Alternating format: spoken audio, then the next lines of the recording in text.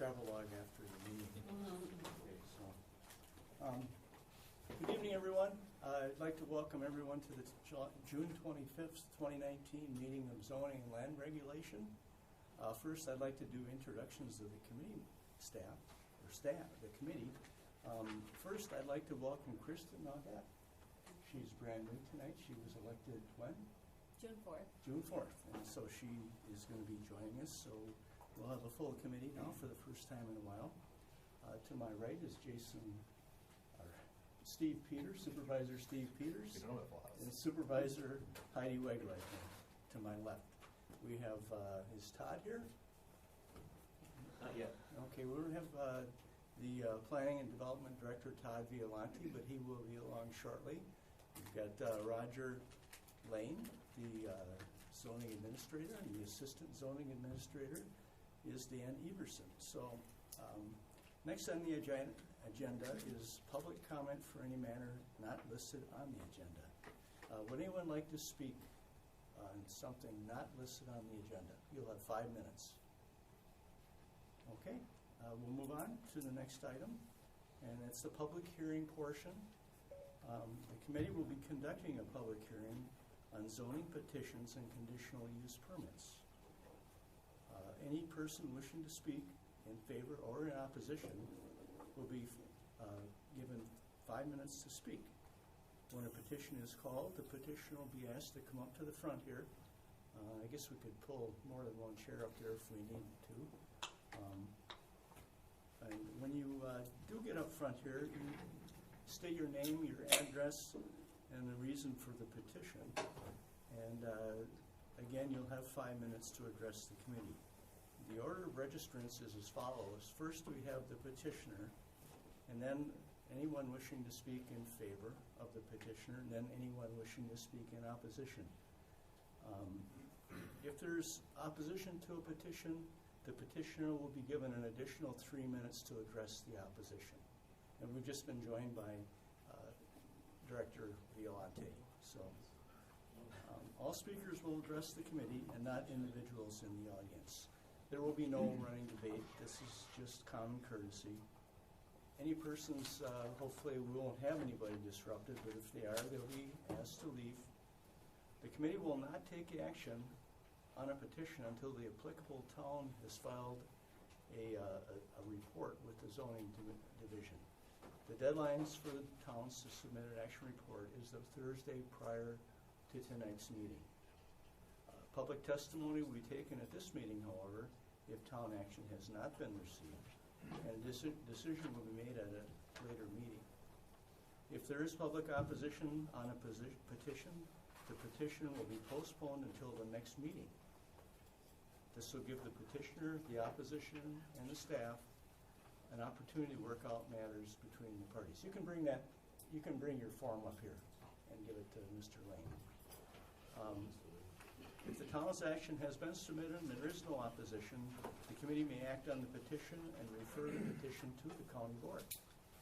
If the committee passes the zoning petition unanimously, your presence at the county board meeting may not be necessary. However, you can attend if you want to.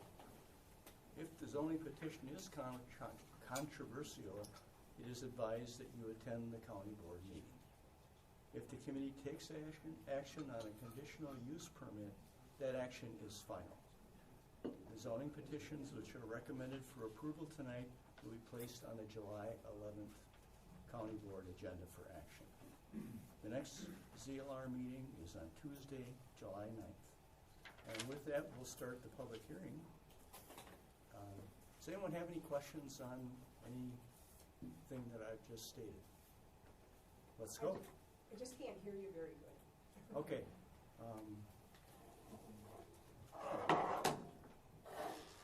Is this better? Is that any better? A little bit, yeah. You may want to bring it a little bit closer. I'm out of cord.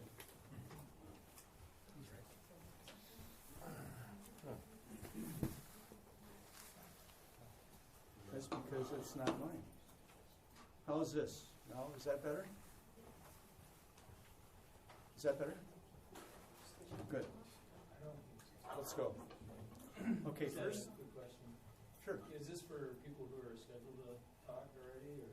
It's still filling up. Okay, still filling Yeah, out. still filling out if you're going to want to speak in favor or opposition to a petition. Okay. Thank you Did very I much. take care of it? Okay. Yes, thank you. First up is petition rezone number 11422, David Esser. David, or your representative, are you here? Come on up, David. How are you doing? I'm doing fine. This isn't going to be very painful, so at least that's not our intention. Not a public speaker, but I'll do my best. Don't worry, none of us are. Hey, my name's Dave Esser. The property that I'm trying to get rezoned is in the town of Dane, section 35. And the way you guys describe it, south of 6587 Heslop Road. I'm changing general farmland over to residential RR2. 3 different HDRs. The reason I'm doing this is twofold. One, I'm getting old and I'm hoping that someday my daughter can, if I can get these rezoned, can sell these or use them or whatever. I have no intention of doing that.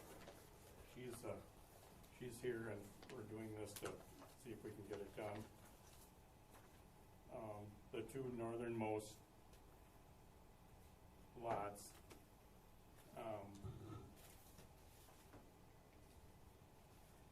are the ones that are probably going to be contested. That part of a farm I bought that had 5 building sites. I don't know if I can go into this now or should I not. And if you want to. And well, this is the reason I'm doing it. Okay. It had 5 original building sites. There's only 2 left. I own 50% of that property. I feel like those 2 are mine, and the only way I can really make sure that I can preserve them is to go ahead, make lots, and try to get this rezoned. The 3rd one is on a farm my dad owned. I don't feel that anybody's contesting that, but if they are, they are. And that should be free and clear. I think that, yeah, you have it. That's the one right there, down on the very bottom. Mm-hmm. And that's on another farm that had 1 site left, and I'm the major landholder, so that's why I'm doing that one, because I feel, had the surveyors out there, if you're gonna go through all this expense, you might as well try and get all 3 of them done at once, so that's why I'm doing this. Very good, Dave. Anything else you wish to say? No? Okay. Anyone else wishing to speak in favor of this petition? Okay. Anyone wishing to speak in opposition? I've got Peter Kirk, and it looks like Brad, I can't read your last name, wishing to speak in opposition. Here, this is your time to speak. You can both come up if you like. Yeah, thanks. It's Brad Madigan. That was my handwriting, so forgive me. I'm Brad, Yeah, and I'm Peter Turk. with the other family involved. And I represent, Excuse me, David, have a seat. Okay. Yeah. I represent Brad and his wife Susan, and they own a property near the 2 northern parcels that are being looked to rezone. As a starting point, we don't have any objection to the southern parcel. That's not a matter that we're worried about. The Madigans object, though, to the rezoning of the 2 northern parcels, and they're asking the committee to postpone a decision until Mr. Esser and the Madigans have had a chance to work out an allocation of the HDRs that are remaining with the original farm. And we sent a letter to Mr. Roger Lane on June 13th, and I think the committee may have a copy of that. That kind of outlines the history here, but in a nutshell, what we're dealing with is the Madigans and Mr. Esser are related. And originally there was a farm jointly owned by the Madigan and the Esser family, approximately 198 acres. As of 1979, I understand from the density study that the county did, that farm was allocated 5 HDRs, as we talked about. And the families also formed a partnership. So they owned a farm and they had a partnership. And they equally shared all the income and expenses from that. Later in 1985, 10-acre parcel of that original 198 acre was broken off, and Brad and Susan bought that land and built a house. So that's one of the HDRs, the development rights, was taken from that. And income from the sale of that 10-acre parcel was evenly split between the two families. So everything was kind of shared 50-50. Later in 2000, in November of 2000, the original farmhouse, which was on a 1-acre parcel, was also sold to Brad Madigan. And at that point, the farmhouse was a duplex. So I understand 2 HDRs go with that farmhouse parcel. So of the 5 original, 3 are been allocated already. 1 to the Madigans' 10-acre parcel, and 2 went with the 1-acre parcel that was split off, the original farmhouse, which was a duplex. So that left 2, as Mr. Esser indicated, left of the 5 original remaining. Later that year, at the end of 2000, though, the 2 families decided to divide the whole 198-acre farm. And they dissolved their partnership and they split everything evenly. So our position is, at that point, the 2 remaining HDRs should be evenly divided among the families. So and there's no written agreement between the parties. There's nothing on any recorded documents, unfortunately, that describe the allocation of the HDRs. And we'd like to work with Mr. Esser here in the near future to see if we can come to a resolution of how we allocate those 2 remaining HDRs. And that's why we're asking the committee to postpone indefinitely to give us a chance to work out an agreement on how we allocate those HDRs. Very good. Anything else you'd like to say? Sir, would you like to say anything, add to that?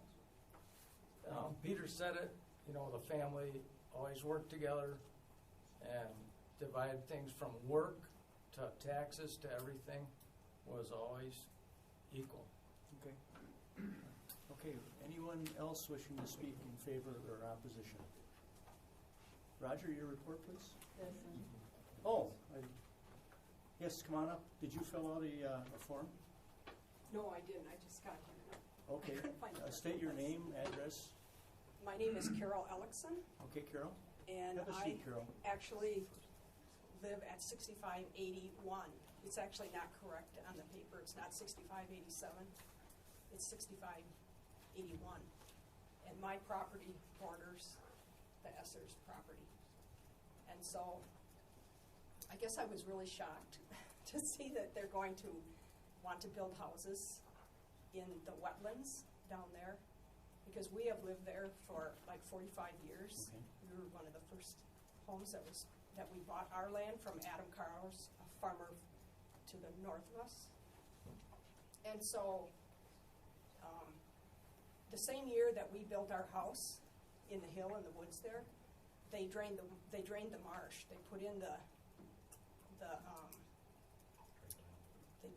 put in the great big ditches, and they drained the marsh, and it completely changed the marsh. All the wildlife, you could no longer hear the frogs and all the things.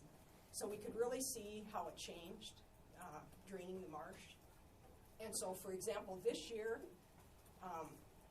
if they want to start building houses down there, because eventually this is the start of it. If they start zoning it residential, it will eventually just all be residential. And all of that marsh goes all the way around and eventually comes into the Madison Lakes. And so our fear is that it's really going to screw up the ecological area. That's always been a very important thing, to have the Wanakee wetlands, and it'll go right into the Wanakee Marsh.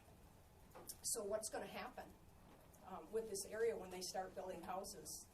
Because we are on a hillside, and for example, this spring, with all the snow and the meltdown that comes down from the hills, where they want to build down there, it was just filled with water.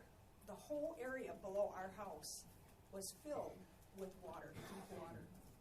And so if they do build houses, what are they going to happen when they put basements in? It's going to create a huge problem with the wetlands. And we want to save our wetlands. We don't want to destroy them with more and more housing developments. So number one, our concern is, what is it going to do to the wetlands? Number two, what is it going to be for people who build houses down there? You should see the marsh this spring, Dave. It was just filled with water down there. I couldn't believe they'd ever want to build houses down there. because of the amount of water that sits there and down there. And part of it is helped because they drained it. But then if they build houses down there, it will mess it all up, what they did before. So that's my concern. We've lived there for 45 years. We hate to see the wetlands destroyed by starting, because once they zone it for housing, it'll be filled with houses. And we've already heard there's a builder from Wanakee that wants to build houses out there. And so that is our concern. And to get it changed that we're not 6587, we're 6581. Very good. So we're the land that borders on all of that. Okay? Anything else? Yep. Okay, ma'am, would you be sure and fill out a form? Oh, sure. And then be sure you check the box. It sounds like you're in opposition. Be sure you Yeah. check that box then. Right. And they're on the table back there. So Okay, I have you don't have to one. do it now, you can do it when you leave. Anyone else wishing to speak in favor or in opposition? Hmm? Right. Sir, you have 3 minutes. Okay, I'll throw that up. I'll just say my spiel. I own that large marsh. Yep. They who drained the marsh was the farmers to the west of us. I had no control over that. The housing site that I picked out is an alfalfa field, and it's actually way up above the water level. I am very interested in keeping, and I know Brad would agree with this, the water quality and the runoff. We work pretty hard at that. And I don't think that that's going to be a threat. I only have one building site that I can have over there, and I might not even get that. So I wouldn't worry about having a new number of houses out there, at least not on my part. So the land that's below, Ma'am, if you'd like to ask questions, so come on up. the land that's below my house, you're planning on building just one house? Is that it? That's just one lot. Just one lot? And so is there going to be something in writing that says there will be no more houses built below that? Well, these gentlemen are going to take care of that. Because that's our concern, Mhm. is that it'll just be filled with houses, and the Okay. wetlands will be gone, and it will affect everything, going all the way into the Wanakee Marsh that's on Highway 19, and then all the way in to Okay. Lake Mendota.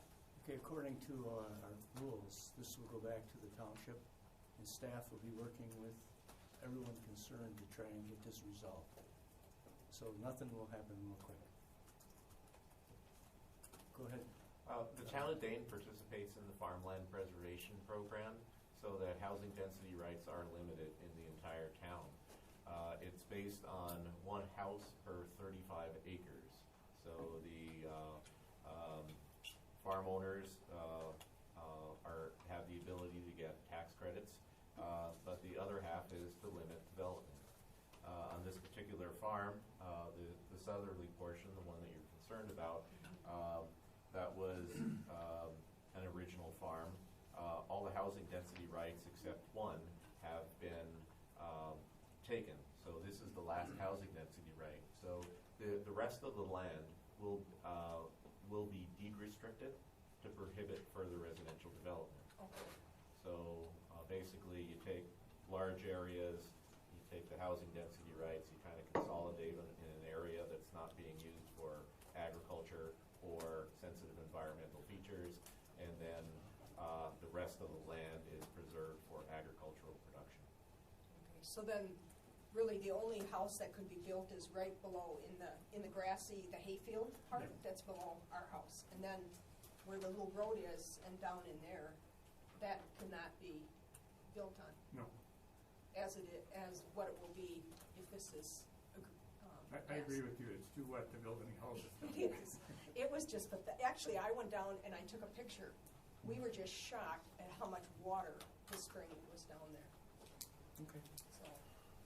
Right, ma'am, Okay, does so that address answers my your- question. Yeah, Yeah, that's the only one, and it's not zoned for the town of Dane, would not And you allow. can see that there's wetlands there, Oh, so wetlands yes. are protected, so you can't build in wetlands. Okay. Dave, is that your rebuttal to the opposition then? Yeah, and Brad and Peter will have to resolve this at another time, Right, the If that's staff what- will be working with everyone on this. if that's what it's going to take. I feel I'm right. obviously Brad feels he's right, and we don't want to take up everybody's time. Okay, thank you. Roger, did you have a report? Yes, the town of Dane has acted on this petition. They have approved it with no conditions. Staff is suggesting that the remaining lands owned by Mr. Esser be deed restricted to prohibit further residential development if and when approved. Very good, thanks, Roger. Again, according to our rules, this will be postponed and to allow all the parties to work things out. Would someone on the committee like to make a motion to postpone this petition? Postpone. And a second, please. Second. Got a motion and a second. Any further discussion on this item? Hearing none, all those in favor? Aye. Aye? Okay. The petition is postponed. We'll move on to petition number 11423. James Jelinek. Town of Albion. Hi, folks. Hello. How are you folks tonight? Great. Well, how are you? Well. Good. James Jelinek, we're looking at rezoning 89 Winnebago Drive, Section 36 in Town of Albion, from SFR 8 single-family residential district to Hamlet residential. Just because of the offsets, more than half our subdivisions already changed over to the new zoning. It just at this time with the current zoning, the offsets off the property, you can't maybe even put a single wide on the property that we own. Very good. Anything else you'd like to say? Ma'am, anything you want to say? We just want to build a house. Okay. All right. We got the plans first, then we realized the zoning was going to be an issue. Okay. Next time we know, do the zoning first. Well, you're on the then right track now. plans. So, anyone else wishing to speak in favor? Would anyone like to speak in opposition? Okay, Roger? The town of Albion has approved this petition with no conditions. I guess I entertain, or are there any questions? I have one quick question. Go Supervisor Peters. Just for Roger, is this the first time we've gotten to deal with the new Hamlet zoning before the committee? I think Yes, so. this is the first petition that's being rezoned into the hamlet. There are, as you can see, the areas in blue as when the town adopted their new zoning map. Quite a bit of the lots were approved for hamlet zoning. Congratulations. Any other questions from the committee? Hearing none, I'd entertain a motion at this time. Move approval. And a second, please. Second. Got a motion and a second. Any further discussion, questions? Hearing none, all I those... just want to clarify something. Sure. I'm thinking, in the staff report, under observations, it says the property is within the, and I think the word area is supposed to be there, served by sanitary sewer service from consolidated Ashkelon Sanitary District. Is that right? It's within something The served by property is them. within- Oh, yeah, that is not, that is incorrect. It should be, the property is within the consolidated Kashkadan Sanitary District. Okay. Thank you. Or, I guess it's a combination, or partial two sentences there. We will notify the planners that they need to correct that. But it's served by that district. Yeah, it's served by sanitary sewer. That's who I Yep. pay the bill to. Yep. Okay, thank you for clarifying that. Any further questions? I think we still need a second, or did we get one? Second. Okay, very good. All those in favor? Aye. Petition's approved. Thank you. Thank you for your time. Have a good evening, folks. Thank You as well. Now on to rezone number 11424. John, correct me if I'm wrong, John Taylor? Actually, my name is Jim Lowry. I'm representing John and Lynn Tellier. Okay, Taylor. Yep. Okay, and you're John?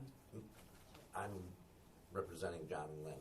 Okay. So what they would like to do is, this all happened over the course of years, neighbors exchanging properties to make lines work better, which created two separate zoning statuses out there. We had the SFR1 and the RR2, and these folks, when they got ready to build that's when we found out there actually were two different zoning classifications out there. So all we're doing is cleaning it up, bringing it into conformance so they can build their new home. Anything else you'd like to say? Nope. Thank you. Anyone else wishing to speak in favor? Would anyone like to speak in opposition? Roger, your report, please. Yes, the town of Christiana has approved this petition with no conditions. Thank you. Would anyone like to make a motion? Got a motion and a second. Any further discussion or questions from the committee? Hearing none, all those in favor? Aye. Motion carries. Thank you. Next, we have 11425, the Keller Family Farms. Hello there. Hi there. You Tim Keller? I'm Tim Keller. Good to see you. Nice to see you too. We're in the town of Perry. What we're doing is creating one agricultural lot and one conservancy lot. Very good. Anything else you'd like to add? Not really. And you don't have to. Would anyone else like to speak in favor of this petition? Anyone like to speak in opposition? Hearing none, Roger, your report, please. Yeah, the town of Perry has approved this petition with one condition. They would like the deed notice being placed on the property, which identifies that the housing density rights for the property have been exhausted. Very good. Well, I was going to say that. There's no lots. So. Very good. I'll move it. Approval with the town condition. Okay, and a second, please. And I've got a motion and a second. Any further discussion? Any further questions? Hearing none, all those in favor? Aye. Aye. Motion carries with the condition. You're all set? All right, thank you. Thank you for coming tonight. Next, we have rezone number 11426. Richard Fizell. Is that Fizell. this? Richard Fizell, 895 Storytown. I'm wanting to split off the 12-acre lot from my 47. It's currently in FB 35, and I want to make it RM8. Very good. Anything else you'd like to add? Anyone else like to speak in favor of this petition? Would anyone like to speak in opposition? Hearing none, let's hear from Roger. Yeah, the town of Oregon has approved this petition with no conditions. However, staff is recommending that a deed restriction be placed on the remaining property to prohibit further residential development. The housing density rights for this original farm will be exhausted as a result of this the creation of this lot. One item to note, in order to retain the FP 35 zoning district classification on the remaining property, that the remaining property will need to stay above 35 net acres. Do you understand? Yep. What he's saying? Yes, sir. Is that going to be a problem for you? Nope, it's Okay. part of the surveying process. They All wanted right. to make sure. Very good. Did you fill out one of these forms? No, I did not. Before you leave tonight, just fill it out and hand it to Roger. Will do. Okay. Any motions from the committee? And a second. Second. We got a motion and a second. Any further discussion? All those in favor? Aye. Aye. Motion carries. Thank you, Richard. Thank you. Here's the next one. There's 3 there. That's the next one.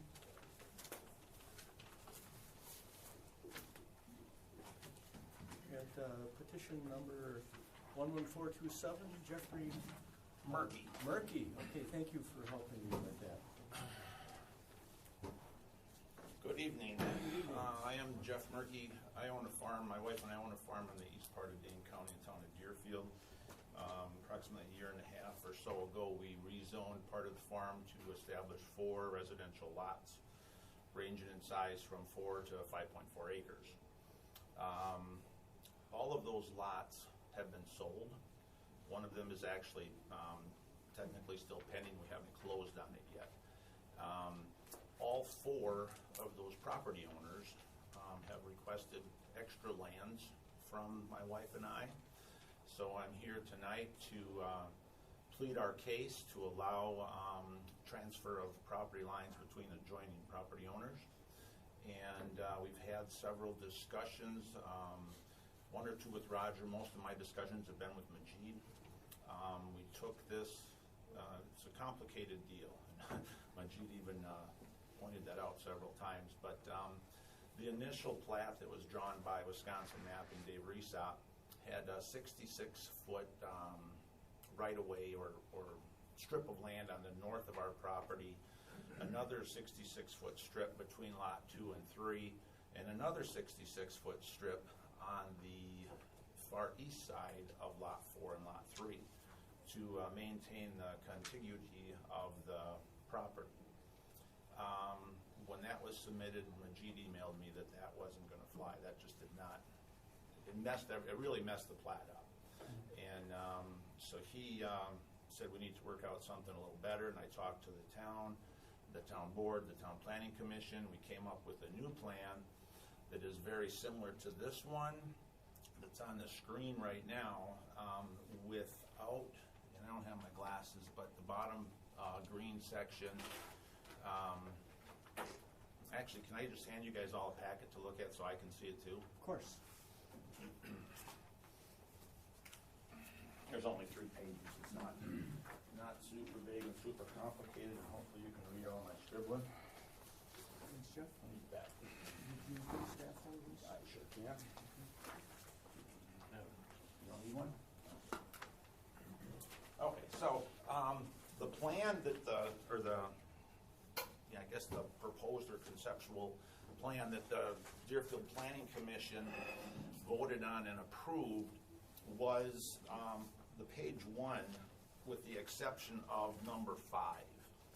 And the reason that they approved this was because section 5 and then the western part of lot 3 where the yellow line is, from the yellow line to the left to Highway 73, that is all one tax parcel. That has the same ID, the same reference when you look it up on my tax bill or on DCI maps. That's all one parcel. They felt that that would satisfy the contiguity of that parcel, and this satisfied all their requirements with the farmland preservation, with establishing nice clean lines, and with the attachment of the rear 30 acres to the front 30 acres, and everybody would be happy. That plan was sent to Majid. He emailed me back saying that although this plan was better than the original plan, he said that lot 5, or the pink lot on the bottom of my handout, was now an orphaned parcel, because even though it is the same tax parcel, it has no physical connection to the northern part of its own tax parcel. So that now creates a situation where that would be orphaned, and it would need to either be platted or it would have to exceed 35 acres. So when I came up to talk to him last Thursday, we met for a while, and we kind of sort of agreed that by establishing that 5th lot, since the town of Deerfield in their comprehensive plan does allow rural subdivisions, which he said this would fall into because of now having the 5th lot out there, but that would satisfy everyone's requirements, because then all of the unshaded parts, well, actually go to page 2 on your oh, wait a minute, maybe I got these numbered wrong. No. Okay, so page 2, my page 2 and page 3 are the same. So anyhow, on page 2, it shows then that that stretch of property north and south just east of Highway 73 and then heading to the right over towards that 30-acre parcel would now be contiguous, and everyone would be good. We would have to establish that 5th lot. So then I talked to Dave Resop, the owner of Wisconsin Mapping. He came out to the farm and we met and we talked for quite a while. And his position was that if we have to create a plat for this farm for the east side of the highway, our farm still extends to the west side of the property, or the highway also. So if we had to create a plat in a rural subdivision, for the east side of the highway, that now would be the time to create the plat for the entire farm on the east side of the highway. By doing that, it would eliminate the need to have to be up here meeting with you kind and friendly people again, going through the process of rezoning, going through the process of resurveying, taking all that time and costing all that money. So that was the reason how we got to page 3, which now would actually create 8 lots out of that 110 acres. It would only be, it would be the 4 residential lots that we have now would all need to be rezoned. Well, let me back up. So the 4 residential lots that we've created last year, and a new 5th residential lot on the parcel 5, or actually parcel 7 on the bottom. Then we would have lot 5 would be that north and south field. It's just a beautiful rectangular field for us to work as a farm. And then lot 8 would be the 30 acres of wetland, swampland, hunting land, recreation land. The caveat here is lot 3, which surrounds the blue on the overhead, lot 2. The lot 2 owner called all of us tonight, but excuse me. He's a commander in the Air Force Station down in Birmingham, so he couldn't be here tonight. But he wants to purchase that 6.6 acres that surround his property.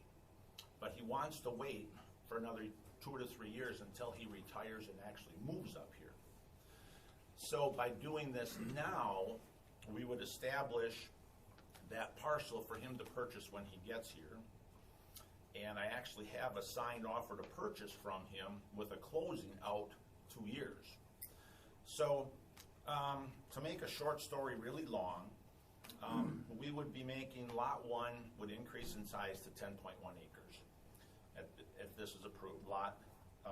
The existing lot 3, the yellow on the screen, would increase size to 15.6 acres, and the existing lot 4 would increase to 10.1 acres, and the new lot 5, or parcel 7 on your handout, would become 15.4 acres. So all 5 lots, once the Heralds get here from the military, all 5 lots would be RR8. All the property lines would be perfectly in line with the north-south boundary on the east side of their property.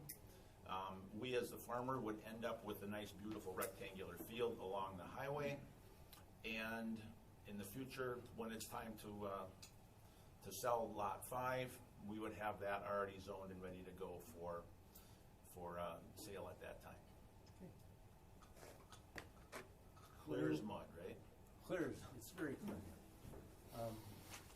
Anyone else wishing to speak in favor of this petition? Would anyone like to speak? Sir, come on up.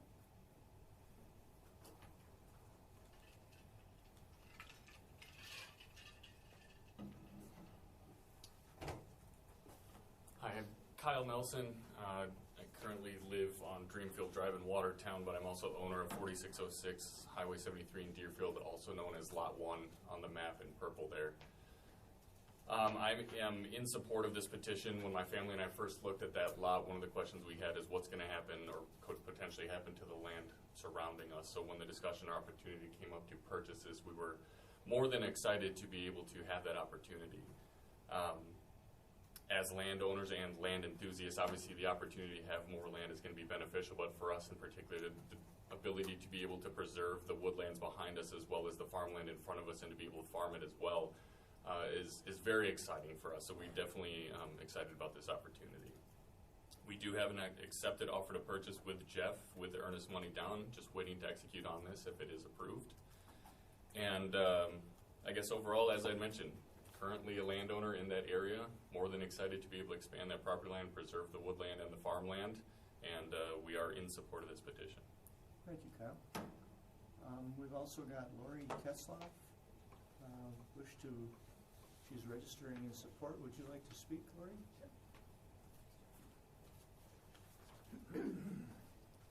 Hi, good evening. Hi. I'm Lori Tetzloff, and my husband and I are owners of Lot 4, and we fully realize that Lot 5 will be developed within the coming years. And we are very excited to hopefully potentially own the rest of the lot back up to the DNR area. We love the outdoors. We love the fact that nobody can develop back there, and we keep it the foresty beautifulness it is. And I just reiterate what the gentleman before me said. We're very excited about it. Thank you. So, okay, thank you. And we have Adam. Help me with the pronunciation of your name, Adam. Helminiak. Helminiak, wishing to speak in support. Yes. I live in the village Deerfield, but I have an offer to purchase with Jeff on Lot 3. And I wanted to speak in favor. It started off as a small lot, but got a little bit bigger. I can appreciate what Jeff is trying to create out here. He's done his diligence with talking with the owners to make sure this is going to work for everybody. I look at this as a community opportunity. The expansion of lines for me does a couple things. One, no offense, Jeff, but I think we want to be stewards of the land. I think if we have the ability, like Kyle had mentioned, to manage that land and we own it, we have the ability to improve that land. And what I mean by that is, to me, there's two components. I'm a degreed forester. I'm also on the Dane County Tree Board as well. I like trees. So a major component of that is even the forested wetland that's in the back, the Oak Savanna area of the property. And with 4 owners, I think we can coordinate to be stewards of the land and improve the land. I can tell you from an agriculture perspective, the portion at the eastern portion of the lot is agriculture right now. Even though it's within Lot 3, that will continue to be agriculture. The area to the west, the sliver, will continue to be managed in agriculture. And so I do feel it does fit with the township and county's overall goals. That those areas are pretty heavily infested with invasive species, garlic mustard, bush honeysuckle, all kinds of things, buckthorn. I think we can manage these areas to improve them and be good stewards of the land. And this, expanding those lines, gives us that opportunity. Without owning that extra property, we don't have the ability to have any control over managing that. So I really think that this community effort that Jeff is trying to put together really falls in line with the overall county goals. Not just agriculture, not just wooded areas, a combination. So I support the petition. Thank you for your remarks. Anyone else wishing to speak in support? Anyone wishing to speak in opposition? Roger, your report, please. Yes, the town of Deerfield has approved this petition with no conditions. However, staff has some concerns that this development does not meet town plan policies.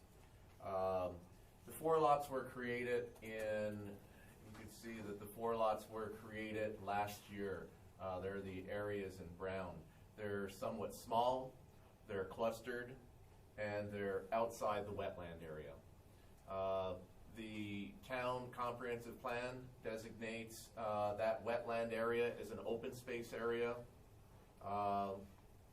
not to be developed or zoned to a residential category. The original lots were small in nature. If we had to do it over again, I think consolidating the lots all to the south, like this proposal here, you could have 5 house lots to the south there, and then the remaining large acreage to be preserved for wetland, open space, as well as a significant portion of the farm field being preserved under one ownership. So This plan fragments not only the farmland, but also the wetland areas, which are in direct conflict with the town comprehensive plan. Staff is suggesting that this petition be postponed in order for staff to work with the landowner in order to gain compliance with the town comprehensive plan policies, such items as requiring building envelope for the lots, also conservation easements, and other items like that could potentially bring this proposal into compliance with the town plan policies. Thank you, Roger. Jeff, how do you feel about that? Lots 3 and 4 currently do have a building or development envelope already included or incorporated in the development of those.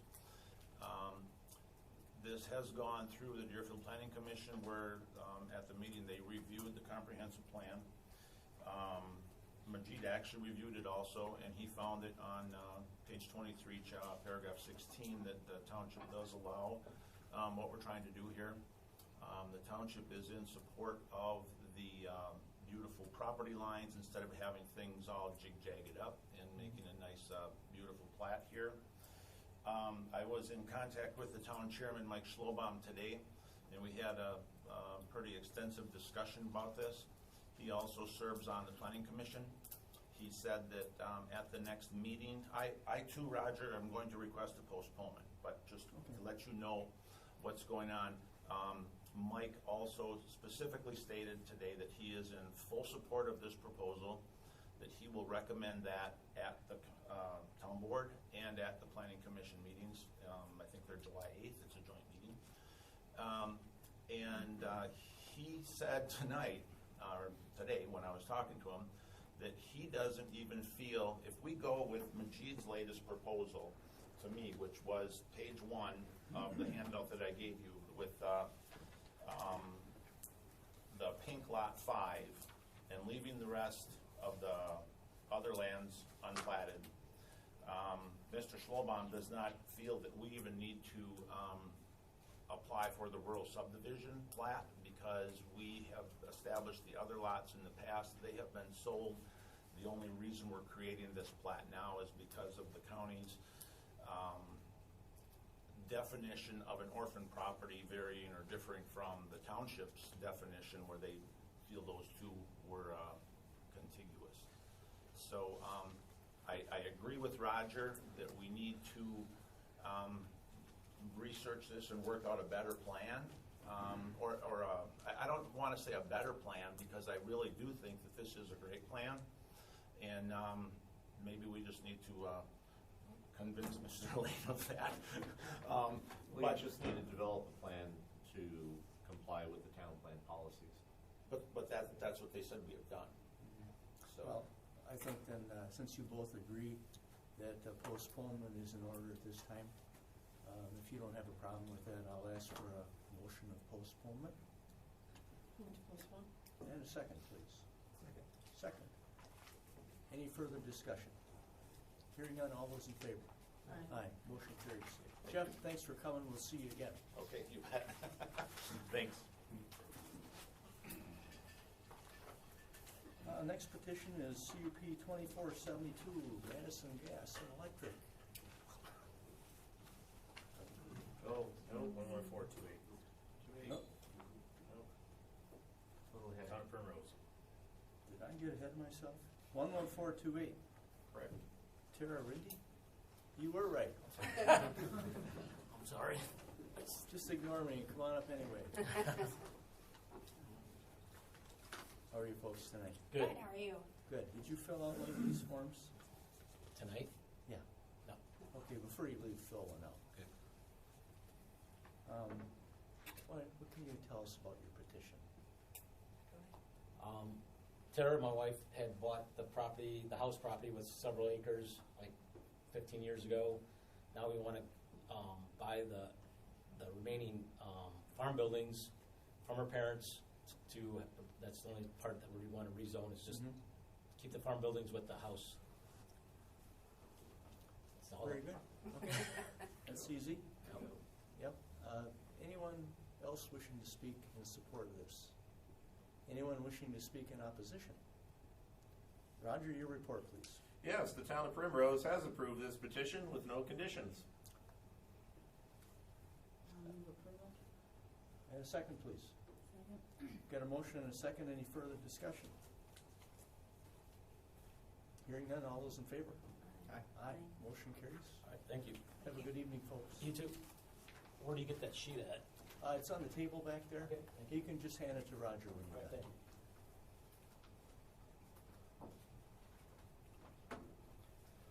Next, we have rezone number 11429, Town of Medina. Mr. Town of Medina.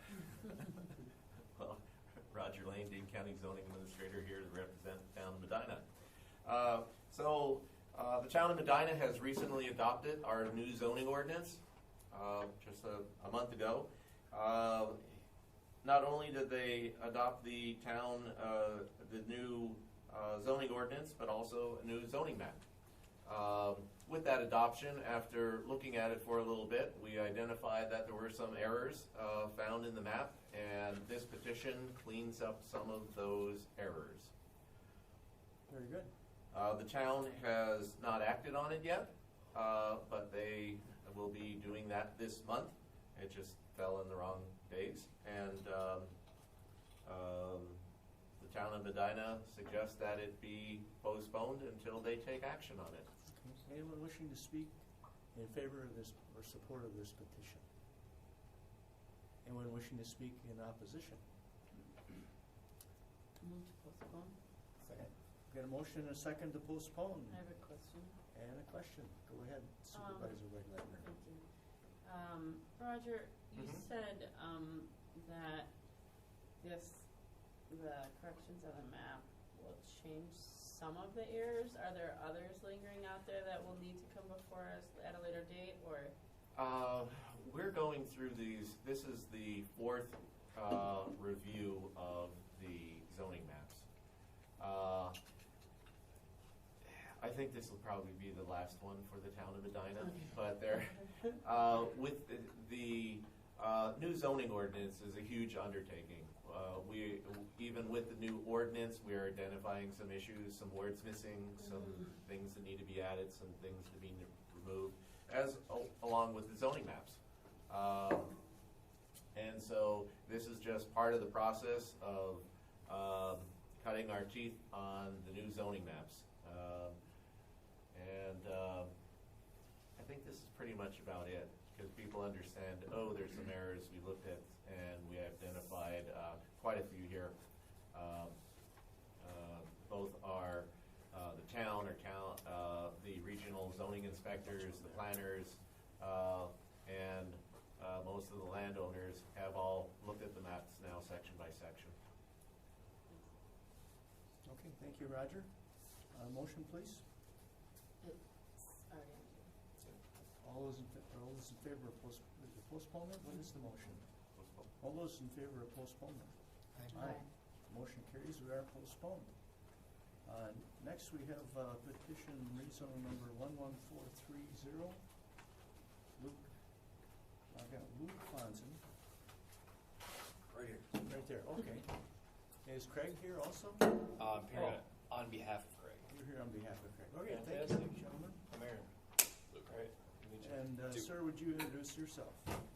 I'm Aaron Martinek. I live at 606 East Badger Road. All right.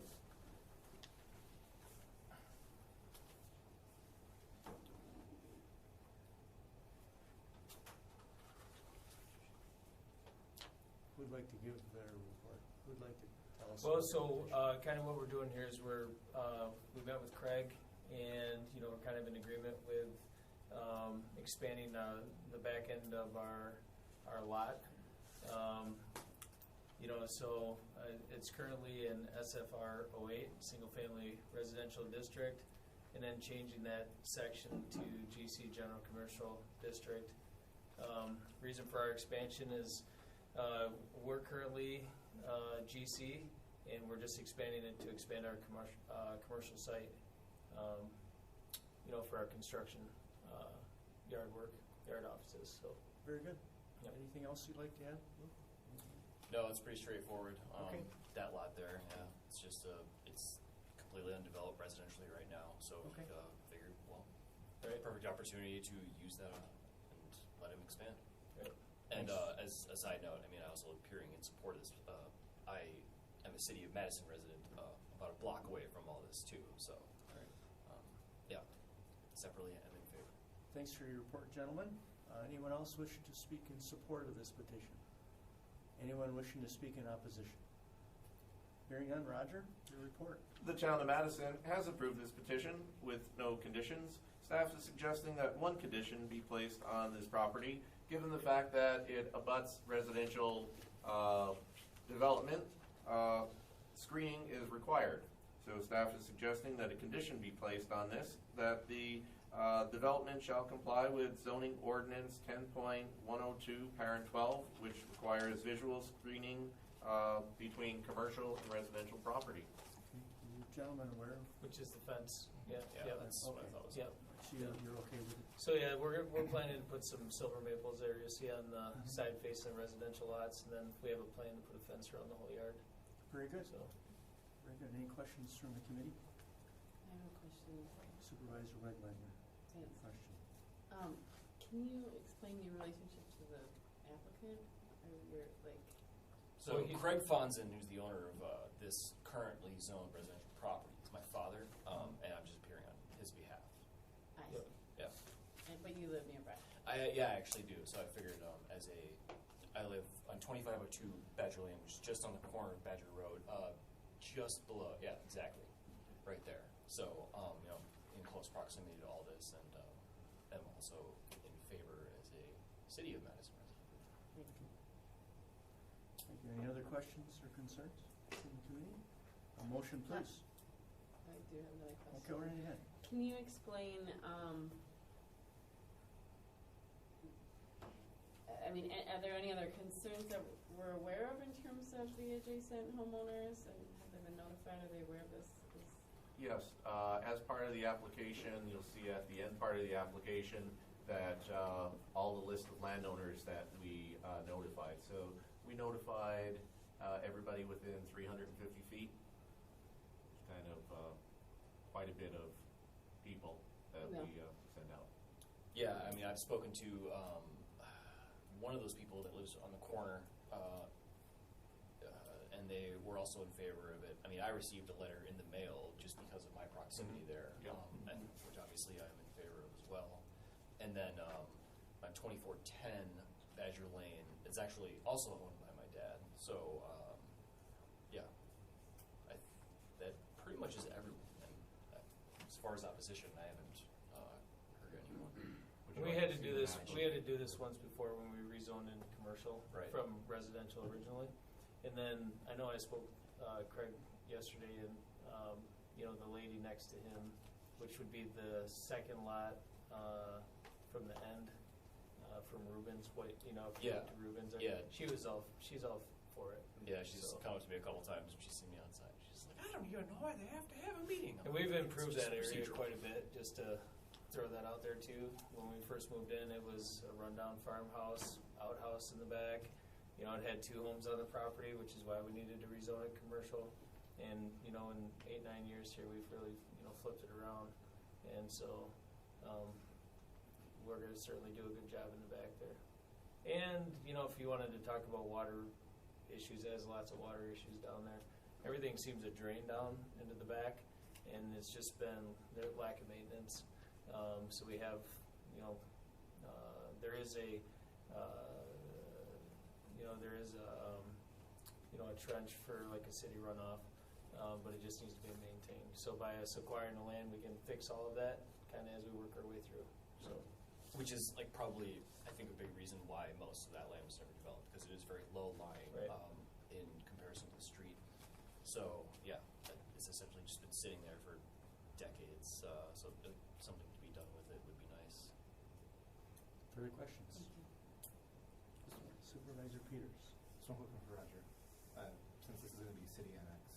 Is there anything, does the city have to take a look at this, or? The city did review it. They had some concerns with commercial development going into the residential area. Given the fact that there's no opposition and it appears that they've been there, an established commercial development that's rather good for our residential area.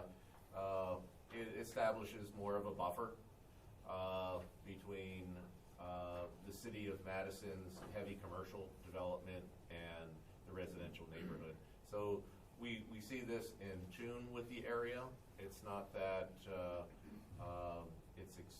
commercial development is expanding too much, but as you can see that there is a lot of commercial development in that area. That's a previously existing commercial enterprise kind of place. Yes, so everything is in gray along Badger or Rimrock Road is all large commercial development, and the properties to the east, it's all commercial development along the belt line. That answer your question? Yep. Very good. Any further questions? Hearing none, would someone like to make a motion of approval with the staff condition? So moved.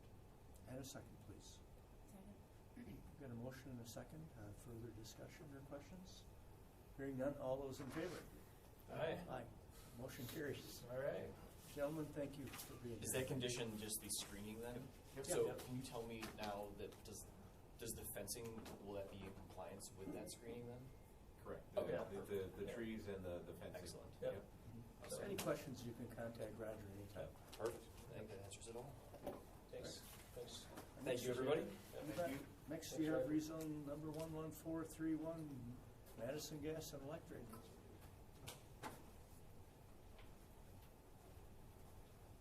Mr. Chair and committee members, I'm Dave Merritt with our county's Department of Administration. Since this is a Hi, Dave. major project on county property that will be leasing to MG&E, thought it might be beneficial, suggested I provide just a brief introduction on the project, on how we got to where we are today with the applicant, MG&E, and with me today is Todd Montevideo, representing Madison Gas and Electric. I'll provide a brief introduction to our public-private partnership we've established with MG&E on this solar project on airport property in the town of Burke. The use of 58 acres as proposed of airport property for the development of the solar project will certainly have a positive impact by providing Dane County facilities, renewable electricity, but it will also certainly benefit taxpayers as the project is expected to save taxpayers tax dollars on our facilities' MG&E electricity bill. The county certainly has a goal to significantly increase its renewable energy supply in order to meet its goal of reducing its carbon footprint, and certainly this project is a major step forward in achieving that goal.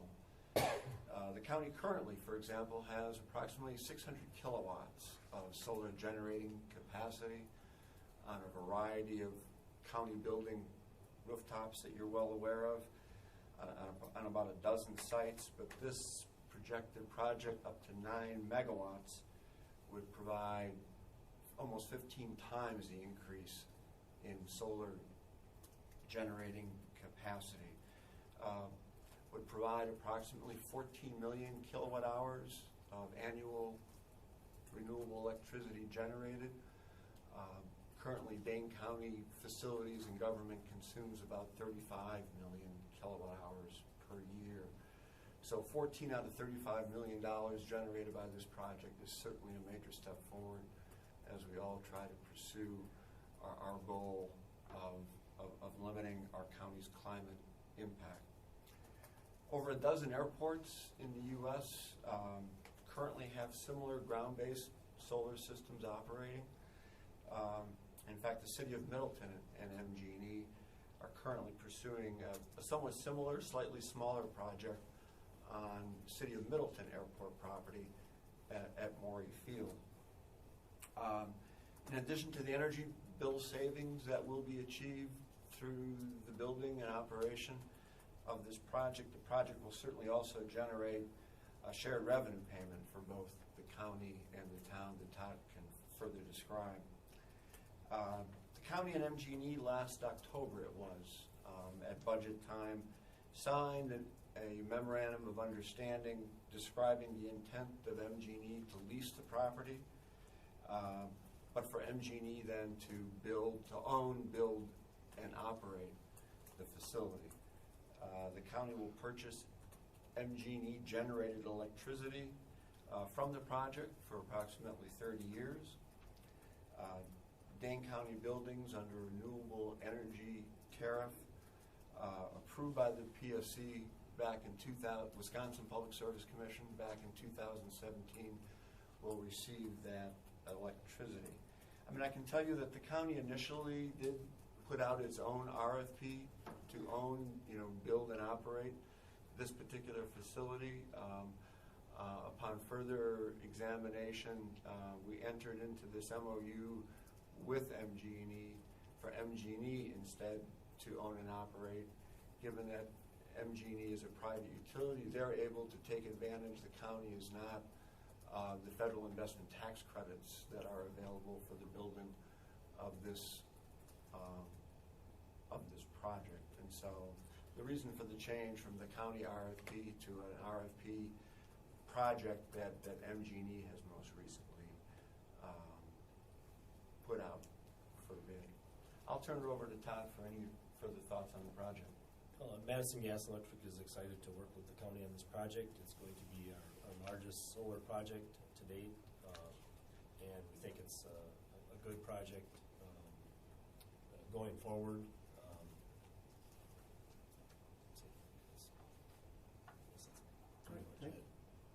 Unless you had some questions on the project at all.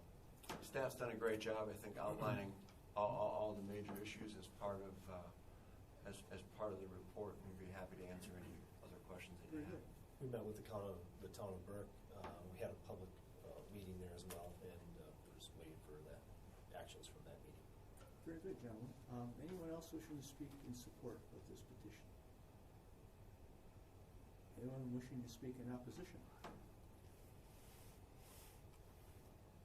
Roger, your report, please. I have a question. Go ahead. Okay. So, I just want to follow up on something you said. You said the reason that the county decided not to do it, an RFP it out, is that right?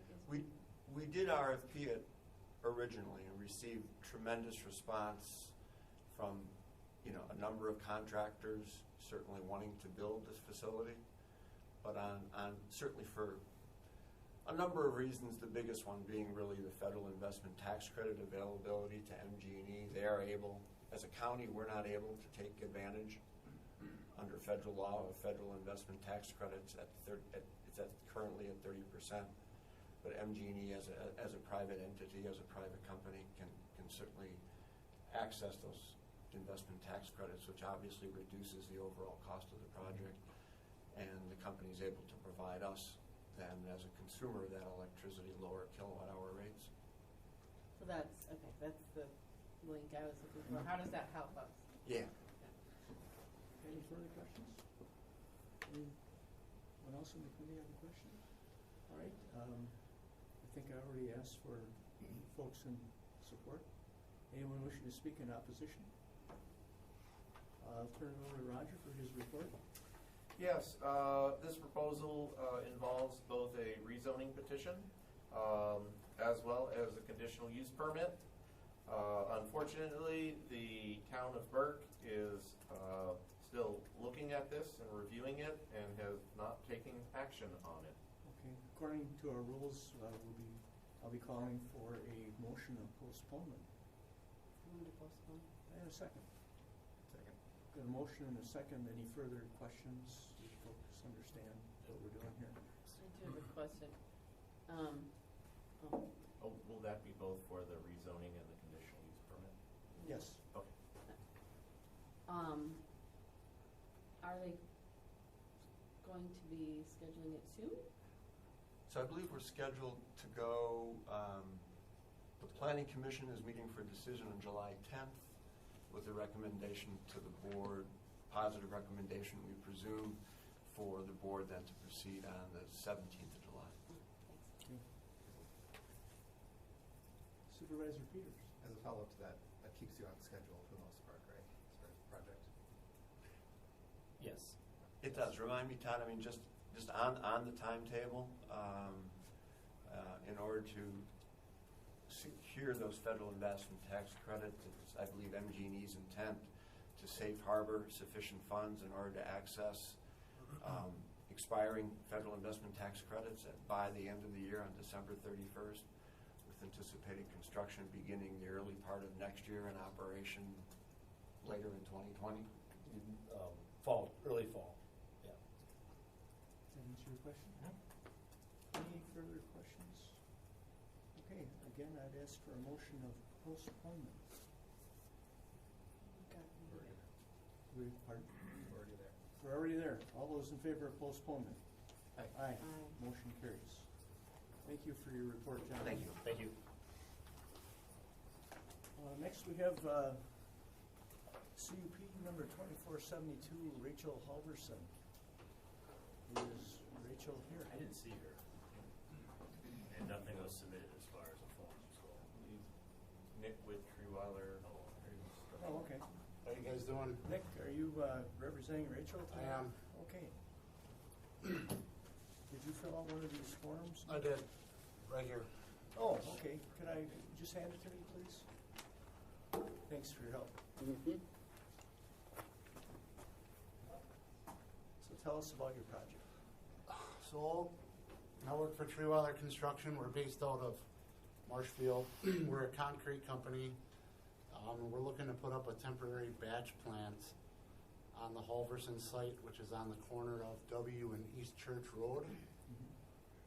The project is scheduled to begin the middle of July and run to the beginning of November.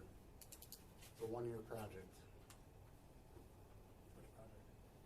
It would be the Pleasant Springs southbound from basically County N, just north to MN, and then south down to B. So we paved the northbound last year, and then we're paving the southbound this year. Very good. Anything else? Okay. Anyone else wishing to speak in support of this project? Anyone wishing to speak in opposition? Roger, your report. Yes, the town of Christiana has approved this conditional use permit. Staff is suggesting that this petition be approved with 13 conditions. Are you familiar with the conditions? We are. Okay. Are there any questions from the committee? Supervisor Wegleitner. Are you in agreement with the condition? Yes. Supervisor Peters. I saw in the staff update there was a input from the property to the west. Just want to make sure that was all corrected. taken care of. Yes, staff did receive an email today saying that she's very pleased with the landowner as well as Trewiler Construction. Yeah, we received that on Friday last week, and we talked to her Monday morning and installed a fence on her property to her liking on Tuesday morning. Quick response. Yeah. Okay, I entertain a motion of approval with the town and staff conditions. So moved. And a second, please. Second. We've got a motion and a second. Any further discussion? Hearing none, all those in favor? Aye. Aye. Motion carries. We're all set. Alrighty, thank you. Give Rachel our regards. Next, we have CUP number 2469, Kaltenberg Farm. Actually, it's a new owner. It's Jacaki. Yes. Hi. Hi, how are you? Oh, Tony. Yes, Tony Jacaki. Got it here. And what can you tell us about your CUP? It's just a request to increase the accessory building height to 16 feet instead of 12, so I can just put a 12-foot door in the pole shed to allow access for motorhomes, my motorhome to get in there. Very good. Sounds pretty reasonable. Anyone else wishing to speak in support? Anyone wishing to speak in opposition? Roger, your report. Yes, the town of Vienna has approved this conditional use permit. Staff is suggesting 2 conditions. Are you familiar with those conditions? Mhm. You're good with them? Yeah, I'm in agreement. Okay. Any questions or motions from the committee? Move approval of the conditions. And a second. Second. Got a motion and a second. Any further discussion or questions on this? Hearing none, all those in favor? Aye. Motion was approved. Thank you. Next, we have Glacial Drumlin House, CUP 2470. Oh, thank you.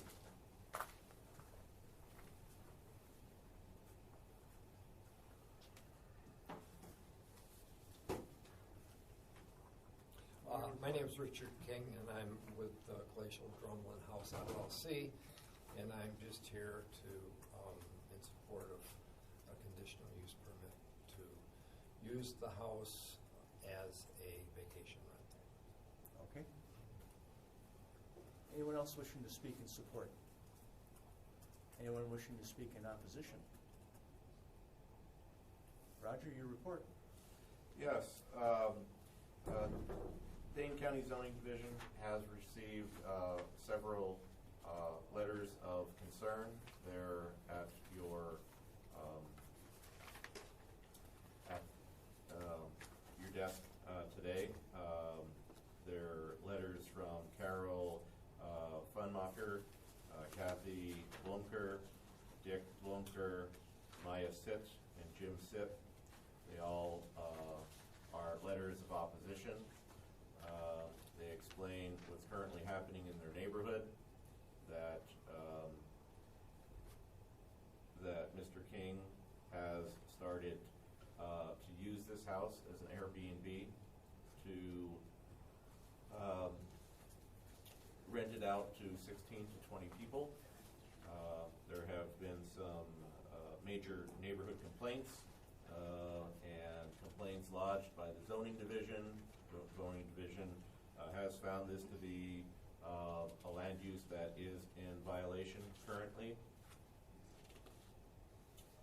There's a pending lawsuit with the applicant with regards to running an Airbnb without approvals. The town planning commission as well as town board has held a public hearing on this. They have debated it and came to a conclusion that the conditional use permit is denied. The town has stated that the proposal does not meet any of the standards, of the 6 standards. They have found some findings of fact. The findings of fact, the applicant has not demonstrated efforts to maintain the safety or welfare of the neighborhood. Testimony of numerous neighbors described events where neighbors have worried for the safety of themselves and their property. The applicant is not on the site or nearby to ensure that the renters are not engaging neighbors with speeding or behaviors, or endangering neighbors with speeding and behaviors. There is items to be found, outdoor sexual activities, uncontrolled fires, fireworks have interfered with the neighbors' ability to enjoy their own properties. The conditional use permit is not consistent with the surrounding uses and could impede the values or the saleability of surrounding properties. This area is directly adjacent to an established single-family neighborhood and is zoned residential. The use of this area for the housing of 16 to 20 occupants at the time appear to be out of character with the area. The septic system is sized for a 3-bedroom house. The applicant has it advertised as for a tourist rental of 6 bedrooms with a capacity of 16 to 20 persons. The property is served by a shared driveway. Rental parking spills over onto the driveway and could impede emergency services to all 3 properties. The applicant has a long history of notices of violations and that have gone unheeded, and he also has not followed applicable building permit requirements. When all that said, hopefully the committee does find these findings of fact and come to the conclusion that the conditional use permit as proposed does not meet the 6 standards, and staff is suggesting denial. The town board has denied this conditional use permit. Okay, thank you, Roger. Richard, you got 3 minutes for rebuttal if you'd like to make one. I don't really have anything to say. You don't have anything to say? Okay, any questions from the committee? Then I'd entertain a motion at this time.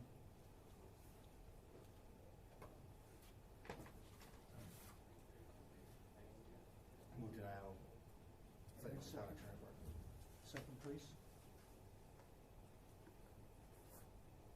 I'll second for discussion. Got a motion and a second. Discussion. So, our committee rules typically call for postponement if there's opposition. So I'm just wondering how a motion to deny interacts with those committee rules. I mean, received a number of concerns, and I understand the town action. I just want to make sure I understand the procedure here when it comes to recommending a denial. Actually, the town has denied this, and the committee does not need to take action on this. We felt that it would be imperative that the committee review this information and take a look at what the town has actually done to and the findings of fact, as well as the meeting the 6 standards, and would agree with the town that they made a proper and just decision. All right. So I think when you may want to suspend committee rules just because there is opposition, but it's kind of. I think I'd prefer to just act on the motion on the table. Any other discussion on this item? All those in Well, favor? I do want to say one thing. Yeah. I'm here tonight because it's said if there's anybody that's in opposition that we would be working this out in the future. Now, there is opposition by way of these letters. Yep. Obviously, all through the process, people have been opposing this, and so I don't really think it's fair to just say, oh, gee whiz, everybody is against it, so let's just vote on it. Supervisor Peters. I actually now tend to agree. I think you're right. I think it'd be better if we postponed, even if just going forward, it helps keep things. So I withdraw the motion. Okay, first let's vote on the motion on the floor. Yes, withdraw my motion. It belongs to the body, Oh, it I does, you're think, so we have to vote on it. We have to vote on it. All right. Okay. All those in favor of the... I guess I want to discuss it a little bit more. Okay. Because I'm still not sure I understand where we stand procedurally, because we haven't suspended our rules and there was a motion to deny, and this is my first term on this committee, so we don't have a lot of denial recommendations, and so I just want to make sure we're following the proper procedures and moving forward. This is not a recommendation to the full county board. This is final action. Under the Dane County Code of Ordinance, if the town denies a conditional use permit, that is it.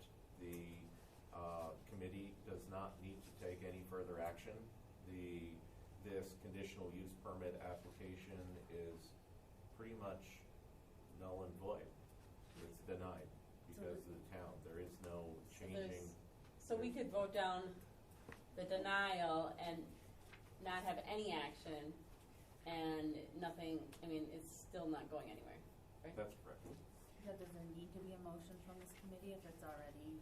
We felt that it would be imperative, given the pending lawsuit. And the lawsuit, sorry. Go ahead. Was filed by the county. That is correct. Against the. Yes, because it is currently operating in violation of the county ordinances. Any further questions? Does everybody understand the procedure now?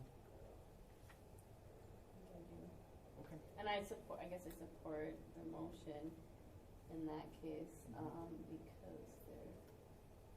it's been denied. The township's action is going to be final. That is correct. We're just, in other words, by acting on this and by supporting their thing, we're just supporting their action. That's correct. Even if we overruled, or even if we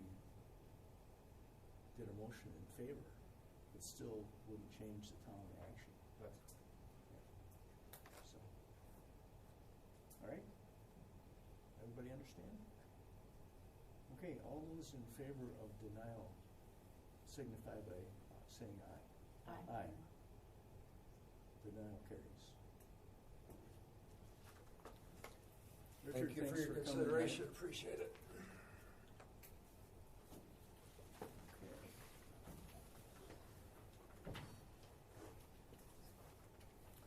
Move on to CUP 2471, Joe DeSalvo. How are you? Hello. Sorry for the wait, Joe. That's okay. Out in town of Montrose. Yeah, my name's Joe DeSalvo. I live at 7079 Frenchtown Road. I'm looking for approval for a conditional use permit for an accessory building. It's going to be a garage. And just to go from 12 foot, between 12 and 16, I'm actually going to only go 2.5 feet higher than 12 foot. Okay. Just so that I can have one garage door instead of two for a header. I can have a thicker header for one garage door instead of having it lower. Otherwise, I'd have to have two. Very good. Anything else? That's it. Okay. Anyone else wishing to speak in support? Anyone wishing to speak in opposition? I guess that's it. This is for a different one. Okay, we're good. Roger, your report. Yes, the town of Montrose has approved this conditional use permit. Staff is suggesting that 4 conditions be imposed. Are you familiar with the conditions and agree with them, Joe? I guess I might not have read that. Okay. Roger, would you read the conditions, please? Yes.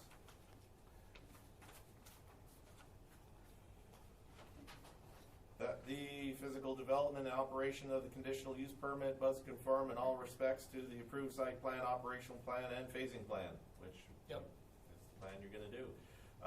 New and existing building proposed to house the conditional use permit to be constructed and maintained to meet the current applicable building codes. Yep. Okay. Existing on-site wastewater sewage disposal system, well, we could strike that one because of the fact that you're not going to have any plumbing in it. Right. And then we could strike number 4, all vehicles and equipment must access the site only in the approved locations identified in the site plan and operations plan. Well, I don't think there's going to be an issue with a residential. So there's only 2 conditions. Only 2 conditions. Okay. Good thing you asked. We got it clarified. You probably would have wondered what was going on if later if you read those. So. Which are understandable anyway, explainable anyway. No problem. All right, well, thank you. Well, we're not quite done. Oh, yet. I'm sorry. Yeah. Could I have a motion from the committee, please, or questions also? Motion approved with conditions. And a second, please? Second. Get a motion and a second. Any further discussion on this? All those in favor? Aye. Motion carries.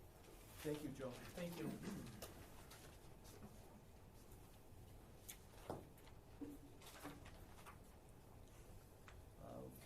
move on to rezone number 11392, Richard Graham's. Yeah, this is a petition that has been before the committee before.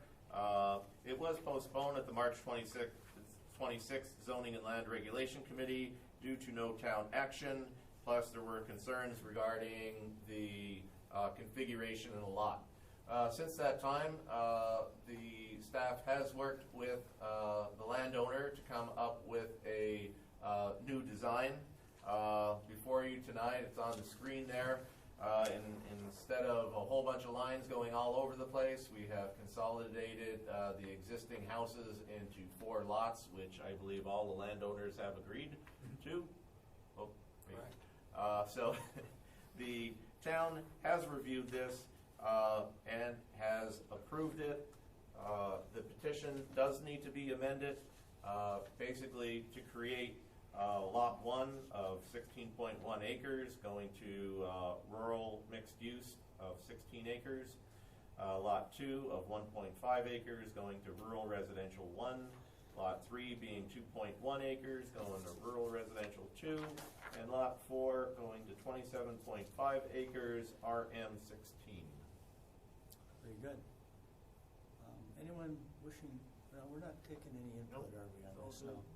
These are from previous meetings. Any questions from the committee?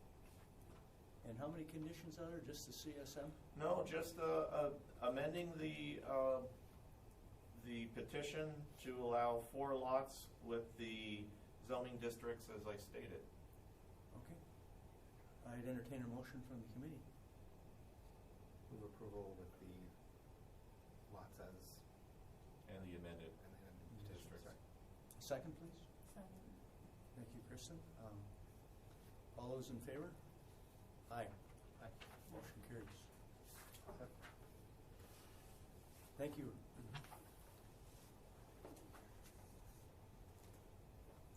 CUP 2450, Village of DeForest. Yes, this petition was postponed at the February 26, 2019 Zoning and Land Regulation Committee. It was postponed due to no town action and also with a pending variance request for in order for the communication devices that are on top of a water tower to exceed the airport height limitations. Since that time, the Board of Adjustment has taken up the variance with regards to exceeding the airport height limitations and have approved it. They base that on FAA approval and concurrence with the Dane County Airport that the variance would not be hazardous to air traffic. Also, since that time, the town has approved it with no conditions. Staff is suggesting that the petition be postponed. Proposed 5 conditions, but staff would like to amend those. The first condition really doesn't apply to a water tower. Water tower owned by a municipality is somewhat unique rather than a standalone tower owned by a private entity. So mostly all of the standard conditions do not apply, and staff is suggesting that condition 1 be struck. Condition 2, it says that the primary use is for telecommunication equipment, permit for the transmission and the reception of cellular and PCS wireless telecommunications equipment. There's also additional transmitters that are on this tower. Most importantly, the village's SCADA system. So condition 2, staff would like it to read that the primary use of telecommunications equipment permitted under conditional use permit 2450 shall be for the transmission and reception of wireless communication and data equipment. The remaining item 3, 4, and 5 conditions were acceptable to the applicant. Okay. I see Mr. Ryder is here. would you like to come up in the event there are any questions for you on this? Anyone have a question? I do. Do we need to postpone this, or can you agree to the conditions as stated? No, I worked those conditions out with Roger today, and we're fine with them.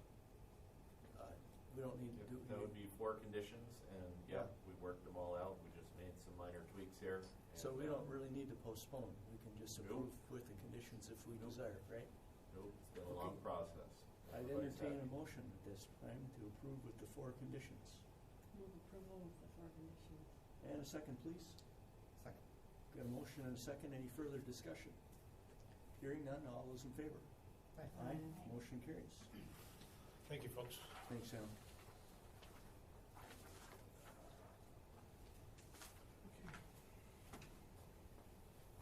Next, we have CUP 2456, Dennis Nolden.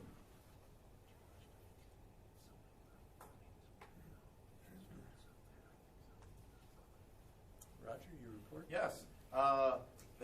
Conditional use permit 2456 was postponed at the March 26, 2019 meeting.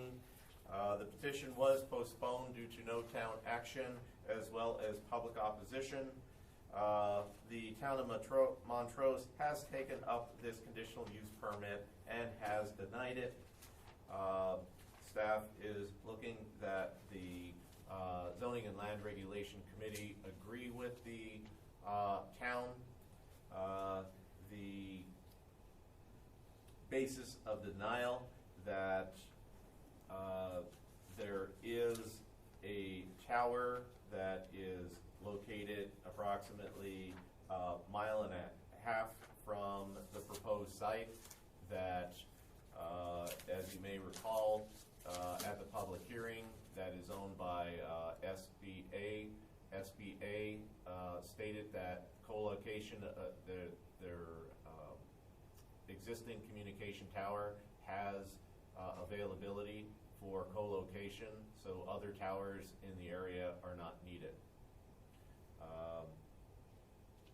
Staff is suggesting that the committee accept the town's denial. Okay, and we also got Kevin Pollard available for information and also wishing to register in opposition. So I guess I entertain a motion at this time from the committee. And again, that would be a motion of denial. To deny. And a second. Got a motion and a second. Any further discussion? All those in favor of denial? Aye. Okay. I think that gets us through all of our zoning amendments and CUPs. So we move on to plats and certified survey maps. Dan? Yeah, the first one is a certified survey map from the town of Springdale. The current zoning is A1, so there's no associated rezone petition with this land division. So technically, it's before you for approval. Basically, it's an existing lot, currently described as Lot 1, a certified survey map 5926. And the Steinhauers are looking to create a second lot to be sold to a third party, which consists of not quite 6 acres. Brian Standing has reviewed this proposal and found that it is consistent with the town of Springdale's land use policies. Thank you, Dan. I'd entertain a motion of approval. And please have a second. Got a motion and a second. Further discussion? All those in favor of approval? Aye. Motion carries. Town of Perry. Yeah, the next one is a waiver application that was initiated by the town of Perry. It was associated with a certified survey map proposal by Nortman, I believe, was the landowner.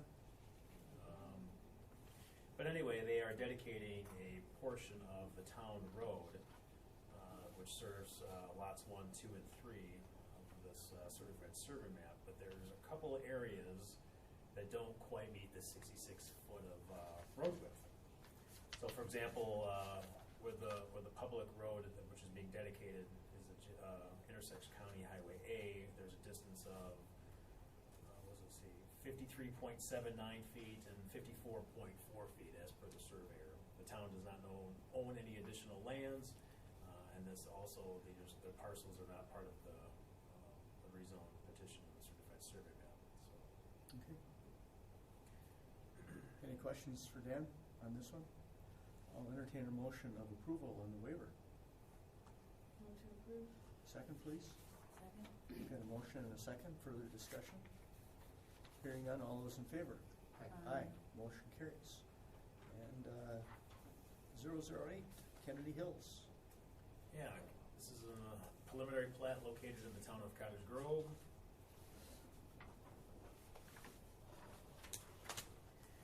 Consists of 18 lots, a little over 21 acres. This is associated with rezone petition 11283, which is approved. There are no sensitive environmental features within the plat. And then I've outlined, looks like 1 through 14 conditions that will need to be met. So this is before you for conditional approval. Okay. Pam Andros has looked over the preliminary plat. She has verified that this plat is consistent with the land use plan for the town of Cottage Grove.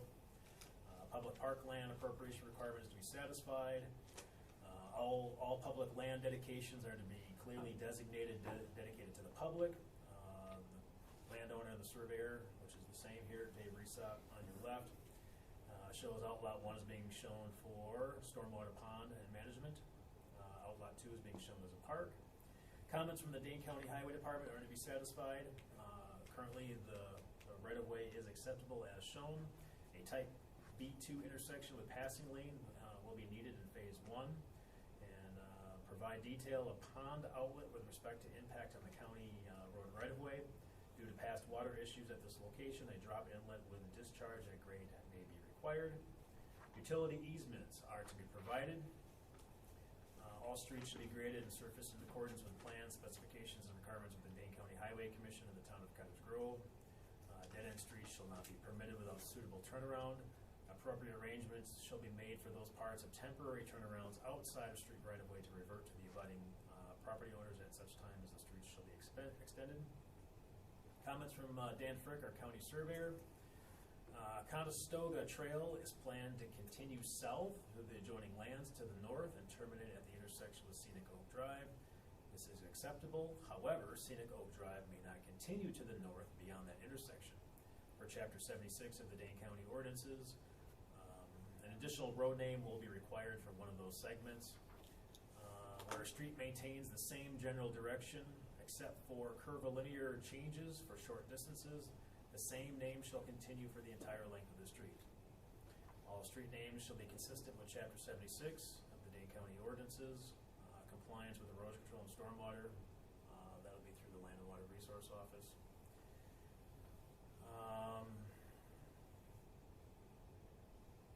Yeah, and the rest is just standard approval certificates as far as the ownership in the town, village, county treasurer. All right. Thanks, Dan. Yeah. You gentlemen took the time to be here tonight. Anything you'd like to add to Dan's report?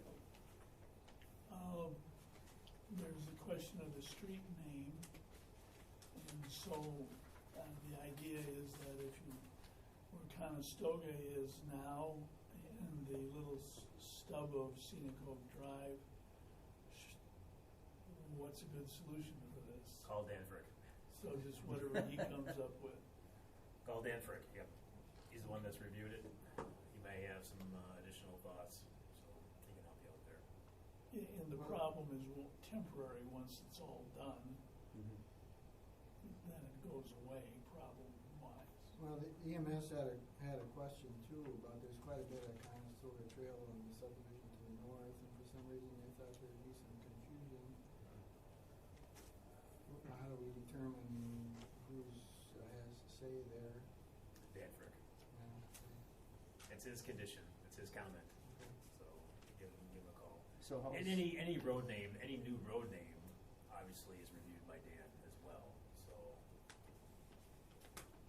So that there's an application process for the road names. Are you familiar with that? Yeah. Okay. Doesn't want much. Yeah. But Do your best to give Dan Frick a call. okay. Do you see this being problematic for them? Okay. No? You know, there's certainly a solution, but. Okay. We're also have a concern that we will be asking for the type B2, was it, intersection, on the timing on that. What we'd prefer to do is do it on the second or third phase.